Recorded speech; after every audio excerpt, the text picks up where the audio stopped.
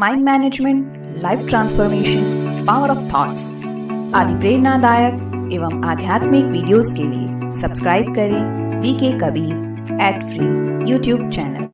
सभी बहुत प्यार से बोलेंगे ओम शांति।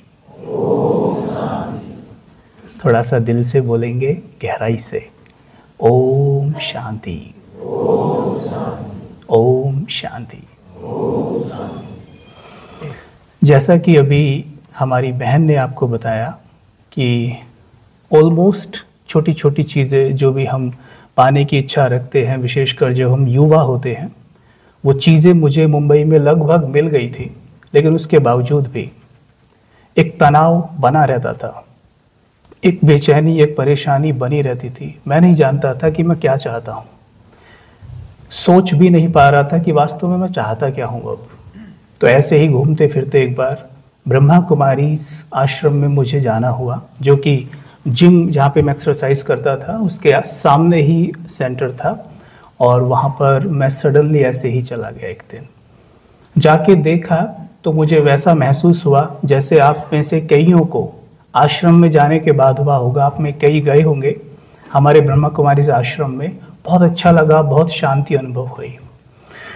तो मुझसे भी कहा गया है कि आप तनाव पर बोलिएगा। तनाव मुझे भी था और मैं उससे कैसे निकला हूँ ये मैं शेयर करूँगा आपके साथ। वेरी सिंपल, इसमें कुछ भी मुश्किल नहीं है। तनाव शब्द को आप उठाइए और उसे तोड़िए। आपको तनाव तोड़ना है ना अंदर से, तो तनाव शब्द को पहले उठाइए, शब्द को तोड़ के देखते हैं। तनाव शब्द को उठाइए, उसे तोड़िए, तो तोड़ने के बाद बनता है तन आओ। अर्थात जब आप स्वयं को एक शक्ति ना समझकर तन समझने लगते हैं, तन आओ। अर्थात जब स्वयं को तन यानी बॉडी मानने लगते हैं, वो शक्ति ना मानकर जो ईश्वर ने इसमें बिठा के रखी है वो ना मानकर जब तन समझने लगते हैं, तो तनाव से आप 1000 कोशिशें करने के बावजूद भी बच नहीं सकते। आप कुछ भी कर लेना, आप बच नहीं सकते, क्योंकि आपके अंदर अथाह शक्तियां हैं। लेकिन हमने कभी किसी से पूछा नहीं वो अथाह शक्तियां हैं कहाँ। हम सोचते हैं यहाँ हैं, शायद यहाँ है, नहीं, वो यहाँ है। मस्तिष्क के नीचे एक ज्योति बैठी हुई है जिसको हम शक्ति कहते हैं, नूर कहते हैं, रूह कहते हैं, सोल कहते हैं, साइक कहते हैं मेडिकल भाषा में। हमने कभी उस पर फोकस नहीं किया। हमें किसी ने भी उसके बारे में कभी नहीं बताया। और उस पर फोकस करने के बाद मुझे समझ में आया कि जिन चीज़ों को मैं बाहर तलाश रहा हूं ना, वो मेरे अंदर ही हैं, अंदर ही हैं। कितना अच्छा लगता है ना जब हमें कोई सम्मान देता है, हमारी तारीफें करता है। अभी देखो यहाँ पे बैठे थे तो जो भी कुछ हुआ अच्छा लगता है, आपको देख के भी अच्छा लग रहा होगा। और जब आपकी कोई प्रशंसा करता है या आपका सम्मान करता है, आपको भी निश्चित तौर पर अच्छा लगता होगा। लेकिन कभी सोचा है ये अच्छा क्यों लगता है? क्यों लगता है अच्छा? वास्तव में जब हमें कोई सम्मान देता है तो हमारे मस्तिष्क में कुछ केमिकल चेंजेस होते हैं। एक हार्मोन बनता है हमारे मस्तिष्क में जिसको हम कहते हैं डोपामाइन। और डोपामाइन का काम है, डोपामाइन जो हार्मोन है ये सफलता का हार्मोन है। मतलब जब मेरे मन को ये सिग्नल जाता है कि मैं सफल हुआ, चाहे वो कैसे भी हो। अगर भाई साहब यहाँ बैठे हैं, मैं अभी ने एडमायर करूं तो इनके मन को सिग्नल जाएगा कि मैं सफल हुआ। उसी क्षण से इनके मस्तिष्क में डोपामाइन का लेवल ऐसे बढ़ जाएगा ऊपर। लेकिन अगले ही क्षण अगर किसी ने इन्हें ऐसा बोल दिया कि आप किसी काम के नहीं हैं, आप बेकार हैं, तो वो डोपामाइन का लेवल तुरंत नीचे आ जाएगा। अगर डोपामाइन का लेवल आपका ऊपर दूसरों के कहने से होता है तो दूसरों के गलत बोलने से वो तुरंत नीचे भी आ जाएगा। हमने राजयोग में क्या सीखा? आप कितना भी कुछ अच्छा कर लीजिए, 10 में से 1 व्यक्ति ऐसा मिलेगा आपको जो आपके बारे में अच्छा बोलेगा, आपकी प्रशंसा कर सकता है, लेकिन 9 आपको ऐसे मिल ही जाएंगे आज के समय में जो कमियां निकाल ही देंगे। तो हमने सीखा, परमात्मा ने हमें सिखाया कि अपने आप को आप स्वयमान देना सीख लीजिए। स्वयमान का अर्थ होता है स्वयं के मन को मान देना सीख लीजिए। और हम क्या करते हैं, इस मन को दूसरों से मान दिलवाते रहते हैं। जब वो मान नहीं मिलता तब हमें स्ट्रेस होता है, जिसको हम तनाव कहते हैं। और वही तनाव आज धीरे धीरे डिप्रेशन में बदल रहा है। WHO के अनुसार भारत, आप सब जानते होंगे सर, WHO के अनुसार भारत डिप्रेशन की लिस्ट में दुनिया में नंबर 1 पर है इस वक्त। 2019 के बाद हमारा देश नंबर 1 पे चला गया। कारण, हमारे देश में भक्ति, पूजा, अर्चना की कोई कमी नहीं है। अगर आप देखें इस पूरे संसार को उठाकर तो आप पाएंगे कि हमारे देश में भक्ति, पूजा, अर्चना सबसे ज्यादा होती है। हम ईश्वर से सबसे ज्यादा कनेक्टेड होने का दावा करते हैं। उसके बावजूद भी हम डिप्रेशन के शिकार हैं। कहीं ना कहीं कुछ तो गड़बड़ हो रही है ना, कहीं ना कहीं तो कुछ गड़बड़ है। सबसे पहले हमें अपने मन को मान देना सीखना होगा। हम अपने मन को जैसे ही मान देना शुरू कर देंगे, यकीन मानिए आपको किसी से भी मान मांगने की जरूरत नहीं पड़ेगी, बिल्कुल भी जरूरत नहीं पड़ेगी। लेकिन उसके लिए अब हमें सीखना पड़ेगा कि अपने मन को मान देना कैसे है। अब सोचिए, मन मेरा है, जब उसकी कोई और प्रशंसा करता है तो उसे बहुत अच्छा लगता है। सोचिएगा, जरा विचार करना, मन मेरा है, जब उसकी कोई और प्रशंसा करता है उसे बहुत अच्छा लगता है। सोचिए, अगर मैं खुद अपने मन की प्रशंसा करने लग जाऊं तो क्या मेरा मन मेरी बात नहीं मानेगा? विचार करिए, क्या मेरा मन खुश नहीं होगा? पर क्या हम अभी कभी अपने मन की प्रशंसा करते हैं? क्या हम अपने मन से प्यार करते हैं? हम प्यार बाहर से मांगते हैं, हम सम्मान बाहर से मांगते हैं, हम खुशी बाहर से मांगते हैं, और हर चीज हम बाहर से मांग रहे हैं। क्यों? सिर्फ एक कारण है उसका, कि हम ये भूल गए हैं कि इस देह के अंदर एक शक्ति बैठी है, और उस शक्ति में असीम प्यार, सम्मान और शक्ति भरी पड़ी है, जिसको हम कहते हैं आत्मा। वही आत्मा जो परमात्मा का बच्चा है। परमात्मा को आज तक हम कहते आए हैं, आप प्रेम के सागर हैं, आप शांति के सागर हैं, आप गुणों के भंडार हैं, कहते हैं ना। और हम उसके बच्चे हैं क्योंकि हम उसे परम पिता कहते हैं ना। तो विचार करिए, शेर के घर में कभी गधा पैदा होता है क्या? विचार करिए, सर्वशक्तिमान हमारा पिता है, तो सोचकर देखिए जो गुण और शक्ति उसमें हैं वो सारी हमारे में होंगी या नहीं होंगी? इस पर विचार करिए, हैं या नहीं? सोचो, बोलो, हाँ या ना, होंगी या नहीं होंगी? होंगी या नहीं होंगी? आज आपको सोचना पड़ रहा है बोलने से पहले। कारण क्या है? क्योंकि हमने लंबे समय उनका अनुभव ही नहीं किया है। हमने लंबे समय उनका अनुभव ही नहीं किया है। जैसे ये शरीर प्रकृति के 5 तत्वों से बना है ना, ठीक वैसे ही सोल, जैसे 5 तत्वों से बना है ना ये, वैसे ही सोल सुख, शांति, प्रेम, पवित्रता से बना है।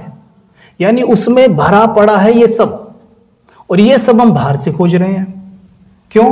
क्योंकि हम खुद को बॉडी मान के जी रहे हैं। आपको पता है बॉडी कब कहा जाता है इसे? जब हम डॉक्टर के पास जाते हैं ना, तो डॉक्टर कहता है पेशेंट को अंदर लाओ, या नाम से बोलेगा, कबीर भाई को अंदर लाओ, ऐसी बोलेगा ना। दुर्भाग्य से अगर शरीर छूट जाए, जिसको हम डेथ कहते हैं, तब डॉक्टर कहता है कि बॉडी को बाहर निकालो। अब वो केवल एक बॉडी है। हम जीते जी खुद को शरीर मानकर ही जीते हैं।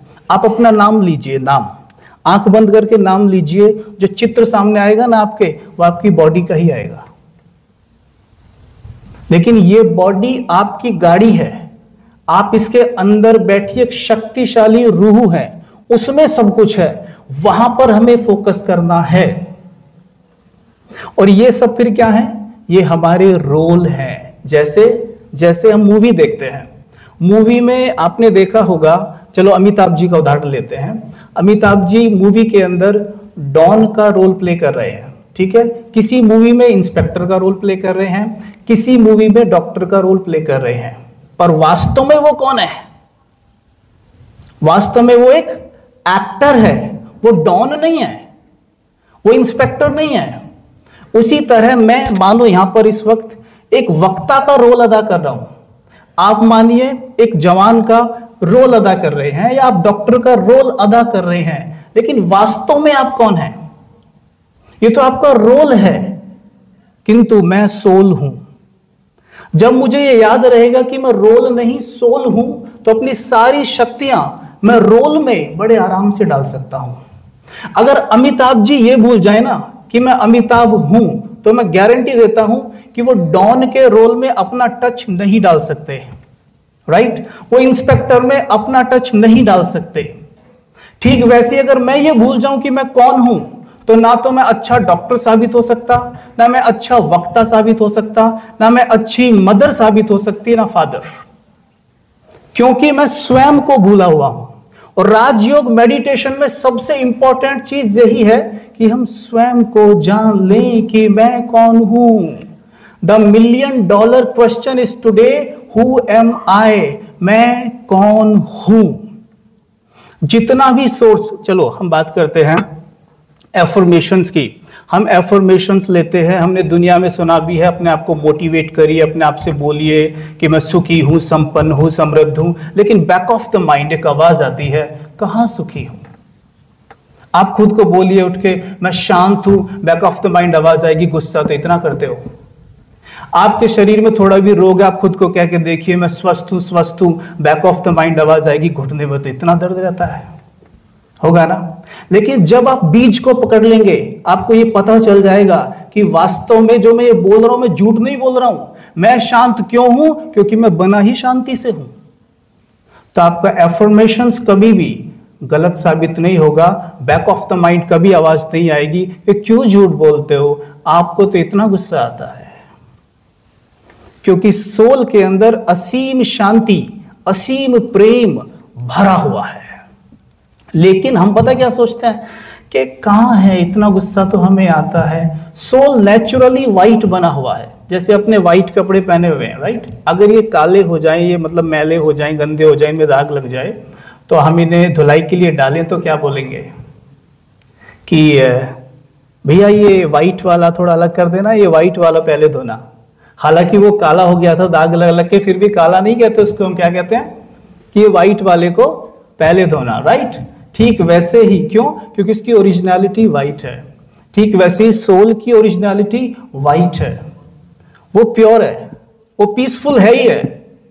उसके लिए हमें मेहनत नहीं करनी है, बस दिल से ये कहना है, I am a peaceful being.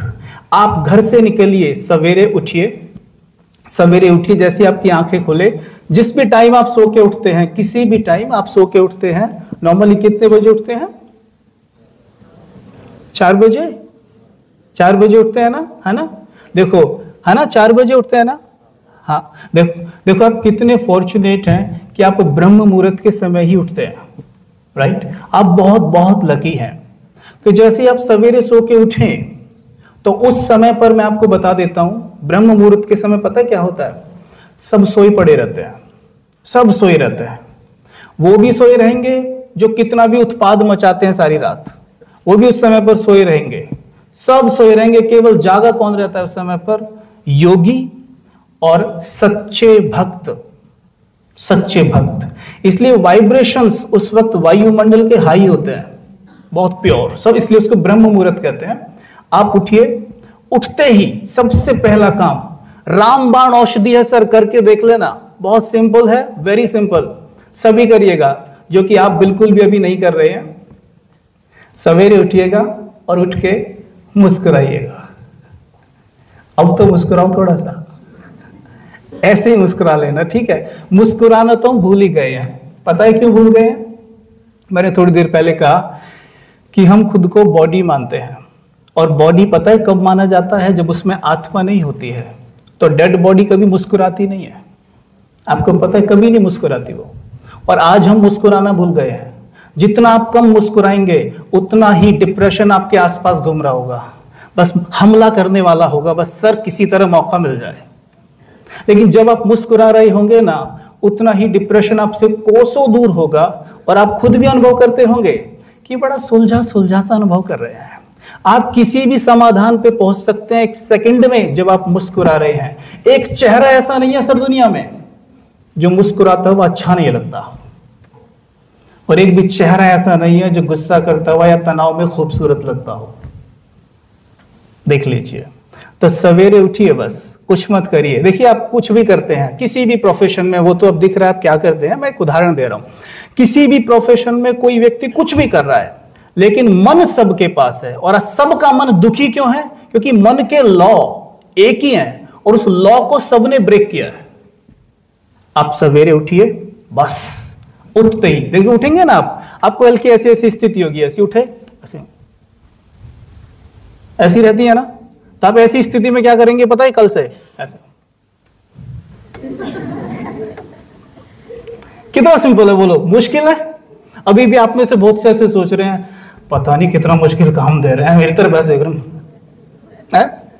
बस इतना ही करना है, वेरी सिंपल। बस उठिएगा, आप अपने बेड पे ही करना है आपको ये।